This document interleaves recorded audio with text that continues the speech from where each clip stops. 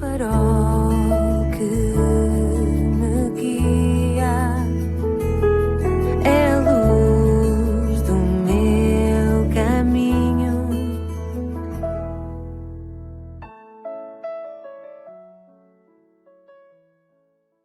Sou o Carlos Oliveira e quero dar as boas-vindas à 97ª edição do programa Pedindo Luz. O tema hoje é: porquê é que Deus permite a tragédia? Não são poucos os que fazem esta pergunta. Vivemos num mundo de muitas tragédias, num mundo trágico. As tragédias somam-se umas após as outras. Tiroteios em escolas, discotecas, até igrejas, ataques terroristas, pandemias, tsunamis, vulcões, terremotos, enfim, a lista calamitosa é longa. São realmente muitos os acontecimentos trágicos neste mundo. Perante isto, muitos perguntam onde está Deus. E ouvimos dizer em um chorrilho de barbaridades como se Deus não existisse, como se Deus não se importasse, como se Deus não fosse amor, etc. Sabe que mais do que nós, Deus fica profundamente triste com o que tem acontecido à humanidade. Ele revela isso na sua palavra, a Bíblia. Durante muitos anos os homens em geral têm dito a Deus para Ele não interferir nas suas escolhas. Note-se que tem sido assim desde o início da história do homem no Jardim do Éden. Têm dito a Deus para sair do seu governo e para sair das suas vidas. Sendo um cavalheiro como Deus é, Ele tem respeitado esse desejo do ser humano e saiu de cena. Aliás, não foi isso que de forma mais visível e palpável aconteceu com a rejeição do Senhor Jesus Cristo quando veio a este mundo para o endireitar? O que lhe fizeram os homens? Expulsaram-no da terra e agora Ele está exilado no céu. Como podem esperar, então, que Deus lhes dê a sua bênção e a sua proteção se exigiram que Ele não se envolvesse mais com eles? Fazem figura ridícula, para dizer o mínimo. Entretanto, os homens ousaram retirar a Bíblia e as orações a Deus das escolas. A Bíblia, note-se, que nos ensina que não devemos matar, que não devemos roubar, que devemos amar o nosso próximo como a nós próprios. E os homens concordaram. Agora estão muito admirados que haja tiroteios, massacres nas escolas, criminalidade, violência, coisas como está mais que provado, só a Bíblia tem antídoto para as mesmas, mas rejeitaram-na. Depois levantaram-se teorias que ensinam que não deveríamos bater nos nossos filhos quando eles se comportam mal, porque as suas personalidades, segundo eles, estando em formação, ficariam traumatizadas, distorcidas e poderíamos até prejudicar a sua autoestima. E disseram e concluíram: se os peritos sobre estes assuntos dizem o que dizem, devem saber o que estão a dizer. E então também concordaram. É claro que agora estamos a ver os resultados funestos desta nova educação que escolheram, vendo dramaticamente, neste momento, os filhos com graves problemas psicológicos, com personalidades distorcidas, etc.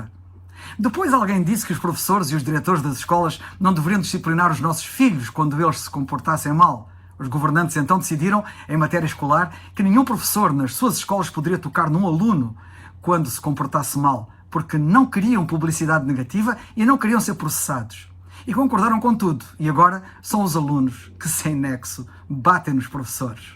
Depois alguém sugeriu que deveríamos deixar que as nossas filhas praticassem o aborto, se elas assim o quisessem, e que nem precisariam de contar isso aos pais. Em seguida, alguém na estrutura escolar, muito sabido, disse que os rapazes, como homens, iriam acabar por fazer aquilo que era inevitável e que, por isso, deveríamos então dar aos nossos filhos tantos preservativos quantos eles quisessem, para que eles pudessem divertir-se à vontade e que nem precisariam de dizer aos seus pais que tinham acesso aos mesmos nas escolas. E nós dissemos: está bem, e aceitamos essa sugestão sem ao menos questioná-la, tornando-nos numa sociedade mais genocida que os mais genocidas da história.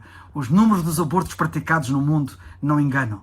Depois, alguns dos nossos influentes mais importantes disseram que não haveria importância, ou que não teria importância alguma o que nós fizéssemos na nossa privacidade, desde que estivéssemos cumprindo com os nossos deveres.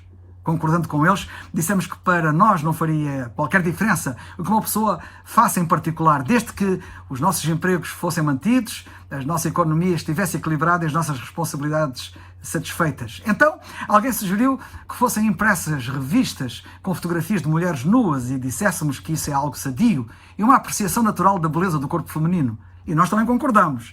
Agora, andam-se todos a queixar que as mulheres estão a ser tratadas como objeto e vítimas de violência.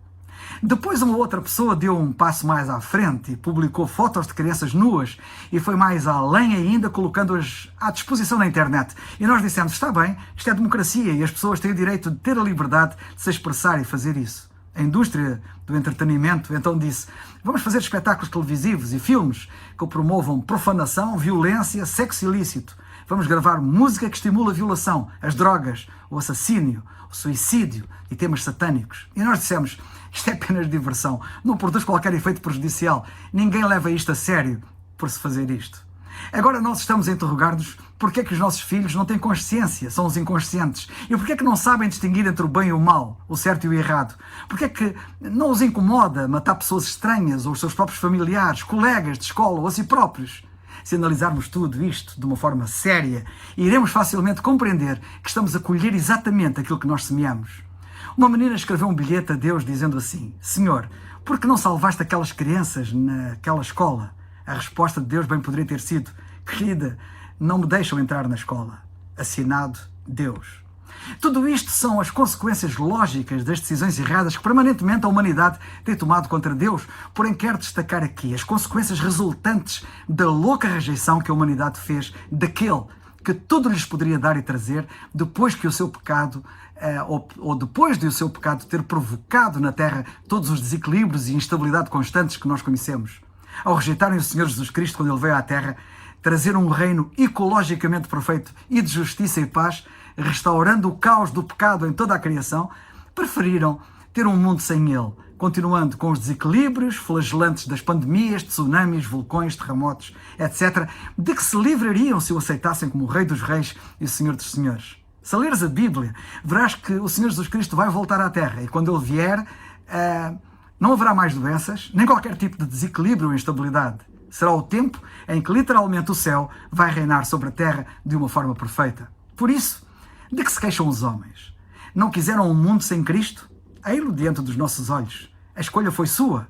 Por que culpam agora Deus? Isso é ridículo.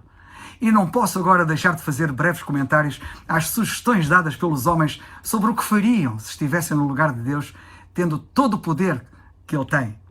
Sim, porque eles pensam que Deus supostamente está a fazer tudo mal e eles, se fossem Deus, fariam tudo bem. Alguns pensam que Deus poderia, por exemplo, mudar a personalidade de cada um de modo a não poderem pecar. Isso também significaria que nós não teríamos o livre-arbítrio, esquecem-se disso. Não seríamos capazes de escolher o certo ou o errado, porque seríamos programados para fazermos apenas aquilo que está certo. Se Deus tivesse optado por fazer isso, não haveria uma relação significativa entre Ele e a sua criação. Seríamos meras máquinas, autênticos robôs. Em vez disso, Deus fez Adão e Eva inocentes, mas com a capacidade de escolherem o bem ou o mal. Devido a isso, eles poderiam responder ao seu amor e confiarem nele ou optarem por desobedecer. E eles optaram por desobedecer. Porque vivemos num mundo real onde podemos escolher as nossas ações, mas não as suas consequências, o seu pecado afetou aqueles que vieram depois deles, que somos nós. Semelhantemente, as nossas decisões em pecar têm um impacto sobre nós, aqueles que nos rodeiam e aqueles que viram depois de nós. Alguns pensam, por outro lado, que Deus poderia também retribuir as más ações das pessoas através de uma intervenção sobrenatural a 100% do tempo. Por exemplo, Deus impediria que um automobilista embriagado causasse um acidente de automóvel. Deus poderia impedir um trabalhador da construção civil preguiçoso e negligente de fazer um trabalho deficiente numa casa que ruiria e causaria mortes. Deus poderia impedir um pai que é viciado em drogas ou álcool, de fazer qualquer mal à esposa, aos filhos ou à família. Deus, de facto, poderia impedir que homens armados fizessem assaltos e roubos. Deus poderia impedir o bullying nas escolas. E sim, Deus poderia impedir ações terroristas. Embora esta solução pareça atraente, fascinante, se nós fôssemos Deus, como dizemos nós muitas vezes, ela perderia o seu fascínio logo que a intervenção de Deus violasse algo que quiséssemos fazer. Por exemplo, quereríamos que Deus impedisse más ações horrendas, mas gostaríamos que permitisse males menores, não percebendo que são os males menores que geralmente conduzem aos males maiores. Como ficaríamos? Deus deveria apenas impedir as aventuras sexuais ou deveria também bloquear o nosso acesso à pornografia ou acabar com qualquer coisa imprópria, ainda que não sexual? Deus deveria suster os verdadeiros ladrões ou também deveria impedir-nos de defraudarmos nos nossos impostos? Deus deveria apenas impedir os homicídios ou também deveria impedir os males menores, entre aspas, feitos às pessoas, levando-as a cometer homicídios? Deus deveria apenas impedir os atos de terrorismo ou também deveria impedir jogos violentos que podem transformar uma pessoa num terrorista? Outra opção que as pessoas dizem seria Deus julgar e remover os que tratam ou os que optam por cometer más ações. O problema com esta possibilidade é que ninguém restaria, pois Deus teria que nos remover a todos. Todos nós pecamos e cometemos más ações. Aliás, a Bíblia diz que todos pecaram. Lemos em Romanos 3:23, por exemplo. A Bíblia diz claramente que todos pecam. Apesar de algumas pessoas serem piores do que outras, onde é que Deus traçaria a linha divisória? Em última análise, todo o mal causa dano aos outros. Em vez destas opções, Deus optou por criar um mundo real em que escolhas reais têm consequências reais. Neste ponto, e neste nosso mundo real, as nossas ações afetam os outros. Por causa da escolha de Adão em pecar, até o mundo físico foi afetado e todos nós nascemos com uma natureza pecaminosa, como lemos em Romanos 5:12. É triste como as pessoas simplesmente culpam Deus e não entendem que o mundo está no caos devido às suas más decisões, seguindo a passos largos para uma tragédia maior, bem maior e irreversível, que é o inferno. É triste como queremos em tudo que os jornais, os órgãos de comunicação social, a internet dizem, mas duvidamos daquilo que a Bíblia nos diz. É triste como todo mundo quer o céu, desde que não precise de se ajustar ao que Deus diz, crendo na sua palavra. É triste como alguém diz, eu creio em Deus, mas ainda assim segue Satanás, que por sinal também diz que crê em Deus. É engraçado, para não dizer trágico, como somos rápidos em julgar, mas não queremos ser julgados. Como podemos partilhar centenas, milhares de vídeos obscenos que se espalham como fogo, mas hesitamos em partilhar porventura um vídeo como este, que lhes traz a verdade acerca de si e acerca de Deus. Será que receias aquilo que pensarão a teu respeito por teres tido a coragem de enviares um vídeo como este? É caricato como nos preocupamos mais com o que as outras pessoas pensam a nosso respeito do que com aquilo que Deus pensa acerca de nós. Tem cuidado. Deus diz em Oséias 4:6 que serás destruído porque rejeitas o conhecimento de Deus. Diz Deus, porquanto rejeitaste o conhecimento, também eu te rejeitarei. Visto que te esqueceste da lei do teu Deus, também eu me esquecerei. Oséias 4:6. Há de chegar um dia, um momento, em que Deus julgará o pecado do mundo e fará novas todas as coisas. Contudo, Ele está propositadamente a protelar, a fim de conceder mais tempo para que as pessoas se arrependam, de modo a que Ele não tenha que as condenar. A Bíblia diz em 2ª carta de Pedro 3:9 que Deus é longânimo para convosco, para não querendo que alguns se percam, senão que todos venham a arrepender-se. Ainda podes ser salvo a tempo. A Bíblia diz, crê no Senhor Jesus Cristo e serás salvo. Atos 16:31. É o farol